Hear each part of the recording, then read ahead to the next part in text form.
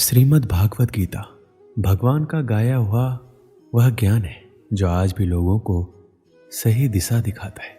जिस तरह आज हम कई बार तमाम कारणों के चलते अपने कर्तव्यों से विमुख हो जाते हैं और हार कर समस्याओं से पलायन करने लगते हैं, उसी प्रकार महाभारत के युद्ध के समय निराश असमंजस की स्थिति में दिखाई देते हैं। तब भगवान श्री कृष्ण ने उन्हें जो दिव्य ज्ञान दिया वह गीता के रूप में हमारे सामने है। कलयुग की आपाधापी भरी जिंदगी में आखिर क्यों जरूरी है गीता का पाठ? इसे जानने के लिए आपको गीता का सिर्फ पठन नहीं बल्कि मनन करना होगा। दरअसल जब कभी कोई व्यक्ति कर्तव्य पथ पर चलते हुए व्यक्तिगत, पारिवारिक, व्यावसायिक या ऐसे किसी विचार व्यूह में उलझता है तो उसे उसके माध्यम से सही रास्ता प्राप्त होता है। जीवन के उस मोड़ पर जब कोई व्यक्ति को कोई रास्ता नहीं सूझता तब वह खुद को तमाम समस्याओं से घिरा पाता है तो कर्तव्य अकर्तव्य के असमंजस में फंस जाता है। उस मुश्किल समय में श्रीमद् भागवत गीता उसका हाथ थामती है और मार्गदर्शन करती है। एक बार माता पार्वती महादेव जी से पूछते हैं कि किस ज्ञान के बल पर संसार के सब लोग आपको शिव कहकर पुकारते हैं? पूछते हैं मृगछाला ओढ़े और अपने सभी अंगों में शमशान की विभूति लगाए, गले में सर्प और नर मुंडों की माला पहने हुए हो, इनमें से तो कोई पवित्र नहीं है, फिर आप किस ज्ञान से पवित्र माने जाते? तब महादेव ने उत्तर दिया, हे प्रिय सुनो, मैं गीता ज्ञान को अपने हृदय में धारण करने से पवित्र माना जाता हूँ। इस ज्ञान से मुझे बाहर के कर्म नहीं व्यापते। तब पार्वती जी ने कहा, हे भगवान, जिस गीता ज्ञान की आप ऐसी स्तुति करते हैं उसके श्रवण से कोई कृतार्थ भी हुआ है? महादेव ने उत्तर देते हुए कहा, इस ज्ञान को सुनकर बहुत से जीव कृतार्थ हुए हैं और आगे भी होंगे। दोस्तों, आज के इस वीडियो में आप सभी को गीता का प्रथम अध्याय के बारे में हम विस्तृत जानकारी देंगे, तो इस वीडियो को पूरा जरूर देखिएगा। श्रीमद् भागवत गीता के सबसे पहले दो शब्द धर्म क्षेत्रे कुरुक्षेत्रे। इस जगत में हम जीवन जीते हैं और जीवन हमारा कुरुक्षेत्र भी है और धर्म क्षेत्र भी। ये हमारी कर्म भूमि है जहां हम अपने कर्तव्यों का निर्वहन करते हैं। अर्जुन, जो कि गीता के शुरुआत में अपने जीवन के सबसे महत्वपूर्ण युद्ध को लड़ने जा रहे थे, किंतु वह अत्यधिक हताश, निराश, भ्रम मोह में था। हम भी अपने जीवन में इसी तरह से हताशा और निराशा का सामना करते हैं और इन परिस्थितियों में भगवान श्री कृष्ण जो समाधान देते हुए कहते हैं, हृदय की क्षुद्र दुर्बलता, सारे भ्रमों को पीछे छोड़ सब कुछ भुलाकर खड़े हो जाओ मेरे साथ।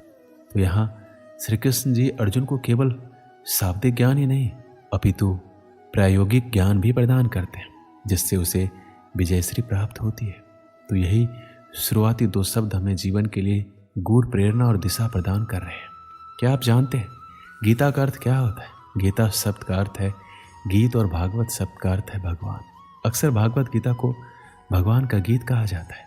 यह भगवान का गीत है, इसलिए गीता का नाम गीता ही पड़ा। गीता में लिखा है, क्रोध से भ्रम पैदा होता है, भ्रम से बुद्धि व्यग्र होती है, जब बुद्धि व्यग्र होती है तब तर्क नष्ट हो जाता है और जब तर्क मरता है तो मनुष्य का विवेक नष्ट हो जाता है और उसका पतन शुरू हो जाता है। इस आधार पर कई ज्ञान और बुद्धि को खोलने वाली बातें लिखी है। जब हम शत्रु और समस्या को देखते हैं तो हमें बहुत ही बड़ी और विकराल दिखाई देती है और मन में ये डर भी रहता है कि अगर हम इसमें घुस गए तो क्या होगा? क्या हम इस समस्या से बाहर आ पाएंगे? क्या हम जीत पाएंगे? कुछ इसी प्रकार की सोच से दुर्योधन भी गुजर रहा था। दुर्योधन गुरु द्रोणाचार्य से कहता है कि बड़े बड़े धनुष वाले तथा युद्ध में भीम और अर्जुन के सामने सूरवीर तथा महारथी राजा द्रुपद, चिकितान तथा बलवान काशीराज, पुरुजित, सुभद्रा पुत्र अभिमन्यु एवं द्रौपदी के पांचों पुत्र, ये सभी के सभी महारथी हैं। इससे हमें ये पता चलता है कि चाहे शत्रु हो या शत्रु के जैसी समस्या, उसके बारे में सब कुछ जानना चाहिए। समस्या के हर पहलू से हमें वाकिफ होना चाहिए और उसके हर अंग के बारे में हमें मालूम होना चाहिए, जैसे कि उस स्थिति में दुर्योधन भी कर रहा था। इसमें दुर्योधन आगे द्रोणाचार्य से कहता है, हे ब्राह्मण श्रेष्ठ, पांडवों की सेना के योद्धाओं को तो आपने देख लिया। उसके बाद दुर्योधन अपनी सेना के महारथियों का परिचय देता है। समस्या के बारे में सब कुछ जान लेने के बाद अपने पक्ष में सोचने की बारी आती है। दोस्तों, हमें ये भी जानना होता है कि हमारे पक्ष में कौन कौन से मजबूत बिंदु हैं जिससे हम उस समस्या पर विजय प्राप्त कर सकते हैं। जिस तरह से हम वर्तमान समय में हमारे जोखिमों का आकलन करते हैं, वैसे ही दुर्योधन भी अपनी शत्रु की सेना को देखते हुए, दोनों सेनाओं के योद्धाओं की बात करते हुए आगे होने वाले युद्ध के लिए तैयार हो रहे हैं। चुनौती को हर तरीके से समझकर ही उससे विजय प्राप्त की जा सकती है। युद्ध में जब तैयारी होती है तो वो दोनों तरफ से होती है और हर पक्ष अपने विजय की आशा में अपनी सेना को भरोसा देता है। प्रेरणा तो हम सभी को चाहिए, और जैसे कि हम सभी ने देखा है कि कैसे सब लोग युद्ध को जीतने के लिए अपने अपने प्रयास कर रहे थे। महाभारत का युद्ध ऐसा था जिसमें हर बड़ा योद्धा भाग ले रहा था, और ऐसे मौकों को कोई कैसे छोड़ सकता था। इसमें हमारे लिए ध्यान देने वाली बात यह है कि सच्चा योद्धा तो वही है जो युद्ध के लिए तत्पर रहे, युद्ध को अपना जीवन माने या चुनौती माने, जो भी माने, परंतु इसके लिए हमेशा तैयार रहे। श्री कृष्ण कहते हैं कि मनुष्य स्वभावतः वह सब कुछ पाने का पात्र नहीं है और जो वो चाहता है। हम सब चाहते हैं कि हम स्वतः ही किसी चीज के हकदार हैं, तब हम उसे पाने के लिए दूसरों के आगे पीछे चलना शुरू कर देते हैं। जब भी हम दुर्योधन के बारे में सोचते हैं तो वह एक ईर्ष्यालु और व्यक्ति के रूप में सामने आता है, लेकिन क्या आपने कभी ये सोचा है कि हम सभी में कहीं ना कहीं दुर्योधन भी है। हम ईर्ष्यालु हो सकते हैं और हम वही चाहते हैं जो दूसरों के पास है। कार्य के पीछे का इरादा ही मायने रखता है। जो लोग केवल कर्म के फल की इच्छा से प्रेरित होते हैं वो दुखी होते हैं, क्योंकि वो जो करते हैं उसके परिणाम के बारे में लगातार चिंतित रहते हैं। इस दुनिया में ज़्यादातर लोग अपने अहंकार के कारण बर्बाद हो जाते हैं। वो विश्वास या भरोसे से ज़्यादा अपने ईगो को महत्व देते हैं। आदमी का अहम और वहम दोनों उसे सफलता की सीढ़ियाँ चढ़ने नहीं देता, क्योंकि एक अहंकारी आदमी की दुनिया उसी से शुरू होती है और उसी पर खत्म हो जाती है। हर व्यक्ति के अंदर किसी न किसी तरह का घमंड होता ही, ये मनुष्य का एक स्वभाव है। जब हम खुद को जमीन से जुड़ा हुआ पाते हैं तो हमारे नीचे गिरने का सवाल ही पैदा नहीं होता, लेकिन जब सफल होने पर हम खुद को आसमान में ले जाते हैं, अपने दिमाग को चढ़ाने लगते हैं, तब हमें आसमान से नीचे गिरने में देर नहीं लगती। अहंकार को अपने दिमाग में घर ना करने दें, नहीं तो आपने जितनी जल्दी सफलता की सीढ़ियाँ चढ़ी है, आपको वहाँ से नीचे उतरने में देर नहीं लगेगी। एक समय की बात है, रामनगर गांव में एक बूढ़ा आदमी अपने पुत्र के साथ रहता था। बीमार होने के कारण बूढ़े आदमी ने अपनी बहुत सी संपत्ति अपने पुत्र के नाम कर दी।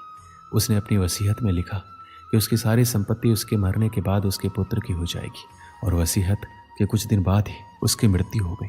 संपत्ति इतनी थी, उसका पुत्र और आगे आने वाली 7 पुश्तें बिना कोई काम धंधा किए आराम से खा पी सकते थे।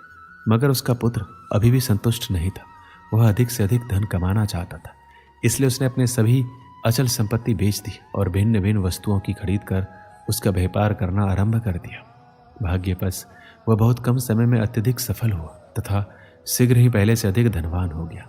उसने इतना अधिक धन इकट्ठा कर लिया कि दूसरे व्यापारी उससे ईर्ष्या करने लगे। कभी कभी दूसरे व्यापारी या उसके मित्र उससे सफलता का रहस्य पूछते तो वो कहता, मैं इसलिए उन्नति कर रहा हूँ कि मैं अपने धंधे को समझता हूँ और कठोर परिश्रम करता हूँ, और मैं अपने ग्राहकों को भी खुश रखना जानता हूँ।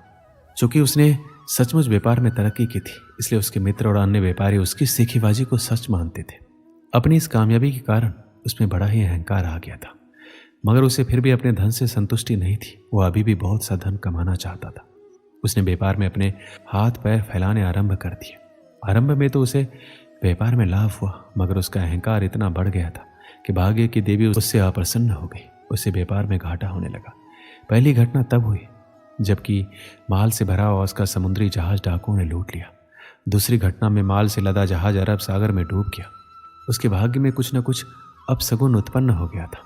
तीसरी घटना ने उसे बिल्कुल ही उखाड़ फेंका। वह दर दर का भिखारी बन गया। उसका सारा व्यापार चौपट हो गया। उसकी यह दुर्दशा देखकर उसके मित्रों ने पूछा, भाई तुम्हारी ये दुर्दशा आखिर कैसे हुई?